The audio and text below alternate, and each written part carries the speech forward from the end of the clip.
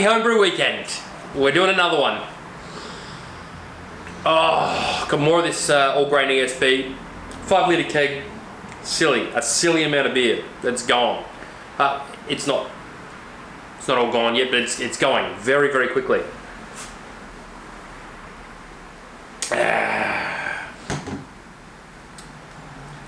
Sunday, the 29th of September, 5:21 p.m. I don't know if you notice, but the keezer is now stable and wheelable. Fix the wheels on the bottom. I am running out of metal to screw to underneath there, but shouldn't need to do any more repairs after this. Touch wood, hopefully. Been playing around with it. I think the STC, I called it an STC 110, it's an STC 1000, it's my temperature controller. I think that was busted, and I also think I know the reason why. These are all crooked because I have to pull them off, sanitization and stuff. Very ready to get this keezer pleaser back into action. I'm not sure if you can see, but I can definitely see there's holes the whole way through the top, right? How many? 1, 2, 3, 4, 5, 6, 7, 8. And there's a reason. This was my old keezer tower. So what I did was, I installed a big timber like bench top on the top. I gave myself some extra room out here for like things. And then I built like this tower, like this tall. And all of the pipework ran up and through this tower. And I wrote on this big bit of black timber, I painted like chalkboard colour. It was actually chalkboard paint, and had all the stuff on there. But when I rebuilt this, I figured it was better to keep everything in there, because I would always rip a pore and throw out a little bit, because even though that was insulated, it wasn't. Like, everything in here was cold and ready to go and raring. And these, you know, this much line, however much that wasn't. And there was beer sitting in there, so I'd have to waste that much of a pour, and you know, it's the whole thing. I want to not waste any, and by doing this, we won't. I need to take another sip of this, because I'm going to be honest, I've had a fair few home brews today. I've been looking after the kids all day. We've done the playground. We've done some drawing. We watched a movie, Finding Nemo, for the first time with the children. Yeah.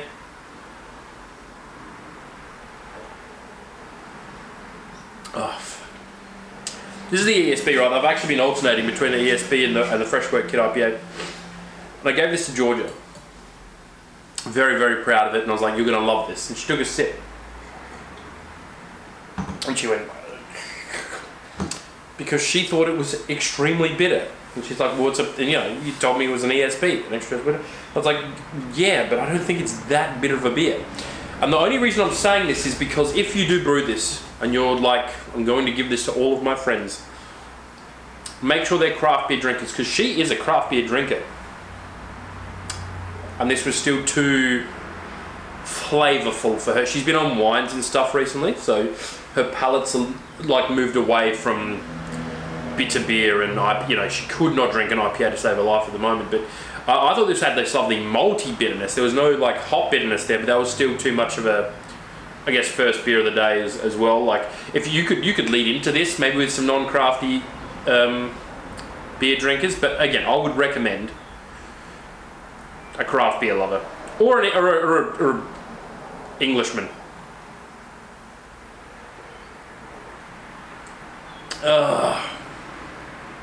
The reason I said keezer pleaser before is because I had geezer pleaser, that lovely Little Bang Brewing beer in my head because of this, and I'm not trying to compare them and say that mine is no, but just like, that's one of the very good English beers that I've had recently. And I was talking to a mate today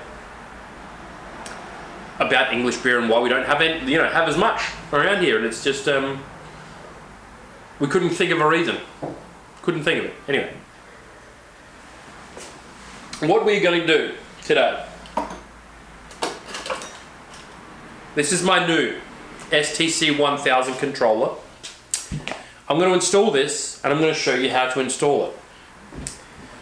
And the best part about it is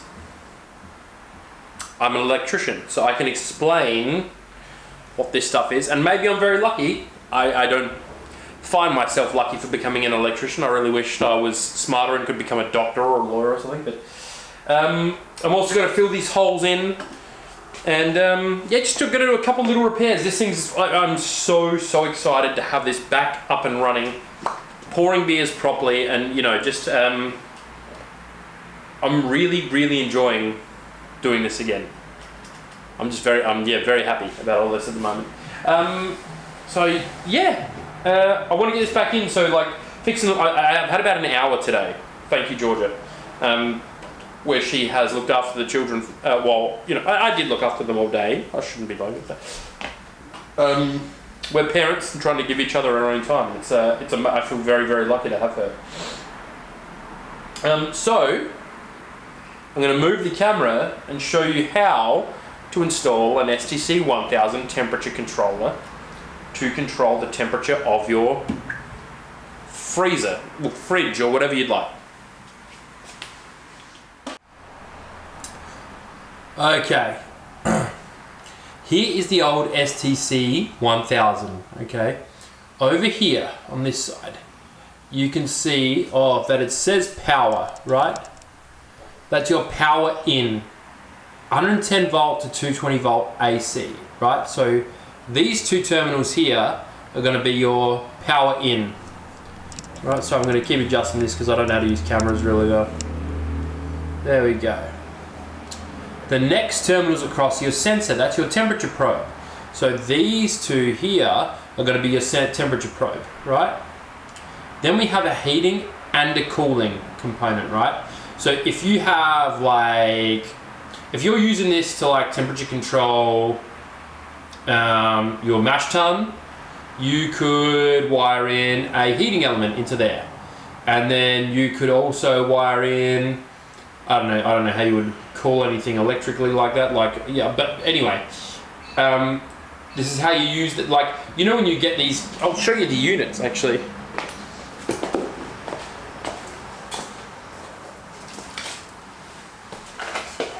That's all these Mangrove Jacks units are. That's an STC 1000 there, a big long temperature probe, and two, so for example, one would be your fridge and one would be your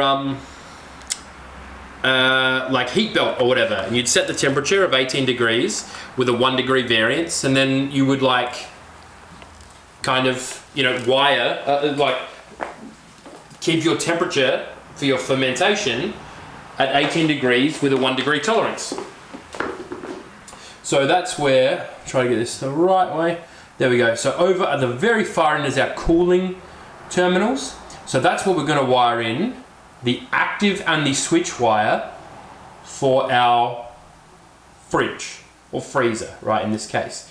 So we're going to have an active and neutral here, our what's this called, thermostat here, one of the actives from here we're going to loop over to here, and then over on this side the switch wire to the fridge compressor. So another really important part, see this plug end not connected to the power. Very important part. Okay. Here's my STC 1000. Here's a little dinky screwdriver, and here are all of my cables. So, I don't know if you can see that one there. That's my thermostat cable. So we're gonna leave that down because we don't really need that straight away. The top cable, I've clipped all these cables really nicely in, I can show you that after. But the top cable coming in is my active, right? And the bottom cable to my compressor, which powers the compressor, is down here, okay? So the looped cable, active, there's my switch wire. And here are my neutrals, all nicely twisted. And the other thing I've done is I've looped the earths together. Now, you'd be going, Chris, but where are you gonna earth your freezer? It's already earthed at the compressor. All this is doing is making sure that the earths are continuous, okay? Now, if I was a smarter man, because here's a little hole here for my STC 1000, I would have made kept these cables longer, pulled them out this way, done all the wiring here nice and easy, and then pushed it back in. But I'm not. So what I've done is made it hard for myself. So now I have to keep the old STC, because when I push it in, see? It's snug, but it's not too snug, you know? You can see that I've just got my terminal sticking out. So if I didn't know what was on here using my old one, I wouldn't know where to wire things, right? So here we go. First things first, our active in, right? Our looped brown cable goes to this terminal here. Going in. Now we could be doing things like crimping this and all that stuff, but I don't actually have a good reason to not. That's probably the best thing you could be doing. But then you got to buy lugs and yeah, one. And now see that we want to make sure that's. So I've also unscrewed all these terminals first to make sure. Because what can happen with these is you can screw them on the non-terminal side, which means you're clamping nothing. And then you can be like, well, I wired it all correctly, why isn't it working? Because you didn't screw the cable into the terminal. And now, see, that's my active in, and I'm going to loop that right now to the cooling terminal, right? So that one side of my cooling terminal is always going to be active, okay? That's the active side of the switch, which is controlled by the thermostat, okay? There we go, very good, actives in. Here is the cable to the compressor, okay? So we're gonna connect that in the switched side here, right? So when the thermostat goes, hey, it's supposed to be colder than this, this bridge here closes and our compressor turns on. Okay? Easy. You should all become Sparkies. They're paid really well. Why did I quit? I don't know. I'm done. Should go back. I didn't mind it really. I was worried about having my son, and then so I quit being a Sparky when my son was born because I didn't want to waste every weekend working. So I went and became an FM, a facilities manager. Now I'm a facilities and asset manager, and I waste every weekend working, but not getting paid for it, which is even better. And I don't get a company car anymore. Any whinging, Chris. Oh, look at that, nice and tight like a tiger. There we go. So our neutral and our active are firmly into our terminal here. Our hard active has been looped over. Okay, it's just not that I get nervous, but I don't like, because they're such small terminals. I like everything being nice and tight, and it's not as it is pretty tight actually. Our earth is very firmly connected there. So that's pretty much it. Now all we have to do is connect our thermostat. To my knowledge, this isn't a polarity sensitive connection, and what that means is that it doesn't matter which terminal which cable goes into. Okay, so you can just screw these in, make sure they're tight like a tiger. Okay,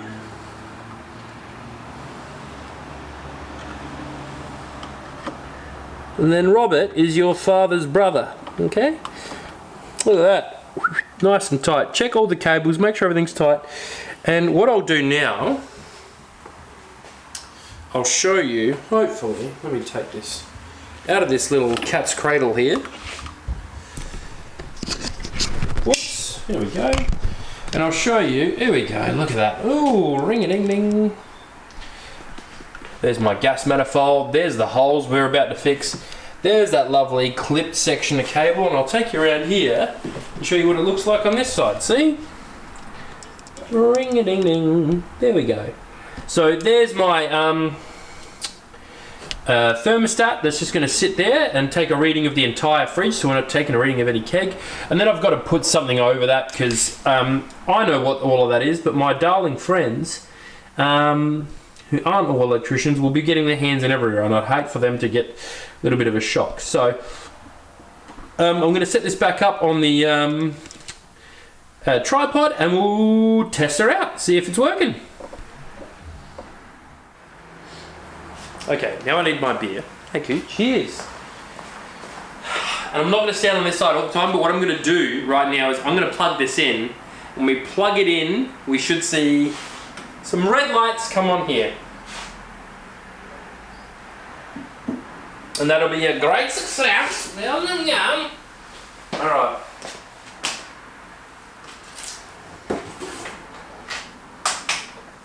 Oh, go in. Uh-oh. Perfect. Fantastic. So that means it's working. And I will now program it and do the rest. And while I've got you, I don't want to hold you for too long. I'm just going to quickly silicone seal these so I can essentially so I can talk for a couple more minutes, because I love these and want to do more of them. So the packing tape, please don't let the packing tape throw you. What I'm doing is I'm going to seal the bottoms here and then silicone the holes. So essentially,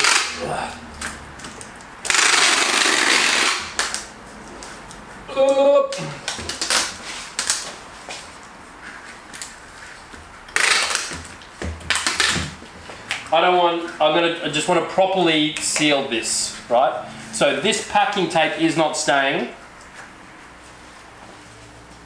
I'm going to close the lid, and then I'm going to seal up the holes. Because we're not doing that anymore, and it's like, what's going to be cool is me doing a couple of these and showing you what my plans are for the keezer. So the first things first is to get this keezer up and running, sanitize the taps, and then I can move everything out of my fermentation fridge into my keezer, and yeah, really get cracking brewing. Because at the moment, like I've got a Kit and Kilo ESB, like 20 litres worth, sitting there fermenting. We're so lucky the temperature we've got here in Adelaide at the moment. It's been like between 18 and 21 degrees for an entire week. So that's perfect. But it won't remain that way, especially through summer. I've got to really get this sorted before the weather starts heating up. So I have something prepared earlier. Here we go. And all it's going to be is a tiny little bit of silicone sealant. And I hate siliconing because I hate the way it gets on everything and on my clothes and on me. But in this case, I'm willing to sacrifice a bit of discomfort to make sure that my beer stays at the optimum temperature for as long as possible. There we go, and remove. That's right, let's see if we can forcibly eject that.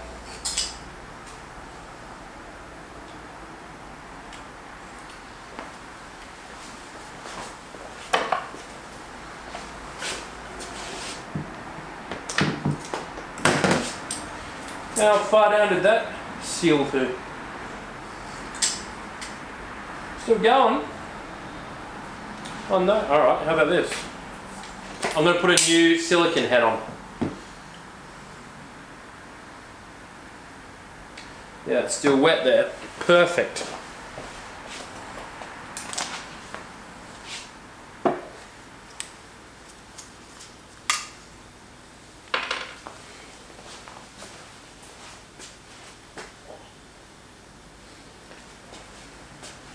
I don't know if you can hear that, but the fermenter is gurgling every now and then. I love it. I love that sound. I'll do that because I have a lid that goes on this. Okay. So now we just fill up these holes and little dab on the finger, boom, boom, boom, boom.